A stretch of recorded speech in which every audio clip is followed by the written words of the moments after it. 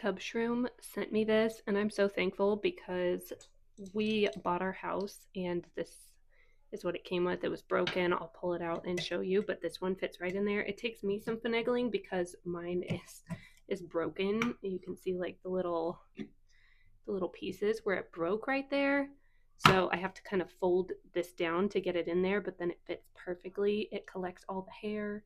My mother-in-law and my daughter shower in this one, and two of my three boys have longer hair. So I don't know. And I'm always scared that my 3-year-old is going to drop a toy down there and then we're going to have plumbing issues. So I was so thankful to get this. It works really well.